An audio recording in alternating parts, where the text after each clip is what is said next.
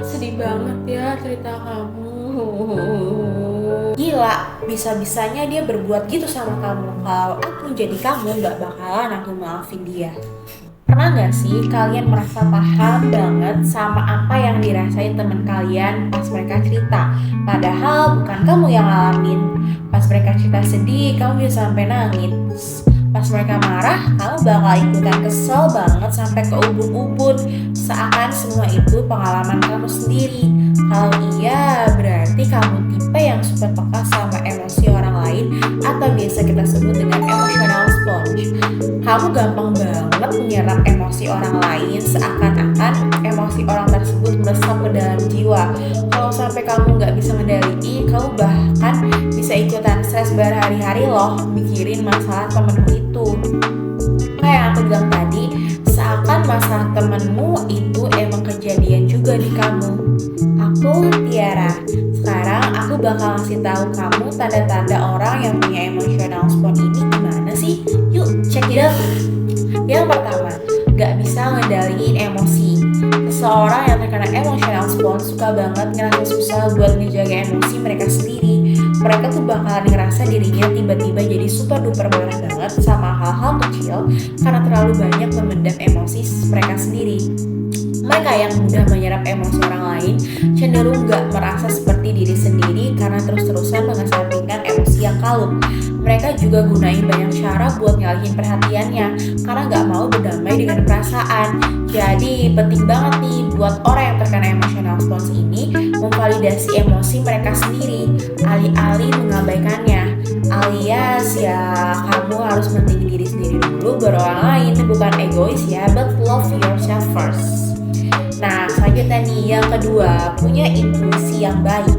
Bagi seorang yang punya intuisi yang baik, berarti mereka cenderung punya firasat saat di situasi tertentu, baik dalam kehidupan mereka atau orang lain. Mereka selalu waspada buat melindungi orang-orang yang mereka sayangi, dan kalau ada hal yang gak beres, mereka bakalan langsung mastiin supaya orang itu baik-baik aja. Selain itu, memiliki intuisi yang baik artinya bisa menangkap perasaan orang lain dengan lebih gampang dan cepat. Orang yang intuitif sering banget percaya bahwa diri mereka itu tahu apa yang tepat bagi mereka tanpa overthinking. Nah, yang ketiga nih, gak cocok di tempat ramai. Emotional sponge ini disebut juga sebagai seorang yang punya rasa empati sangat besar. Makanya mereka gampang banget menyerap energi positif dan negatif hanya dengan adanya kehadiran orang lain. Kalau mereka ada di situasi tempat yang ramai, mereka bakal jadi sensitif dan mengalami kecemasan dengan kondisi di sekitar mereka yang tentu aja mereka tuh gak suka sama hal ini. Karena hal ini, mereka bakal lebih baik saat ngerasa sendirian atau paling gak menghabiskan waktu bersama beberapa orang aja dalam satu waktu. Kalau kamu ngerasain hal kayak gini, ada beberapa cara buat ngatasinnya, seperti kamu membayangkan hal-hal yang positif dan abaikan saja hal-hal negatif dari apa yang kamu rasain. Nah, yang terakhir ini adalah kamu adalah pendengar yang baik. Tanda seseorang yang mengidap emotional sponge ini adalah mereka dapat memahami apa yang orang lain rasakan di luar perspektif pribadi. Sifat seperti ini dapat menjadikan seorang buat paham tingkat rasa sakit seperti apa yang dialami orang lain, walaupun dirinya belum pernah mengalami hal tersebut. Makanya mereka merupakan seorang pendengar yang baik. Banyak orang yang menjadikan mereka sebagai tempat curhat karena orang lain merasa nyaman dan paham sama emosi yang mereka sampaikan. Nah, terus gimana nih cara ngatasin emotional sponge ini? Nah, kamu itu harus jujur ke diri sendiri dan peduli sama emosimu. Dan selalu utamakan dirimu sendiri dulu sebelum orang lain. Untuk menikah ini, penting banget buat batasan saat orang lain curhat kepadamu dan buang jauh-jauh pikiran negatif soal orang lain.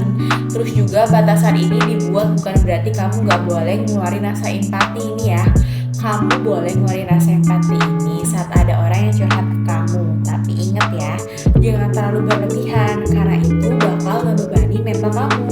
Menurut aku ya, berempati adalah suatu hal yang baik kalau emang sesuai porsinya. Tapi kalau terlalu sering dan berlebihan, kamu sendiri yang bakal susah. Untuk kesehatan mental kamu yang lebih baik, jangan lupa kasih tahu satunya buat aku. Nyalain lonceng dan kalau ada yang mau cerita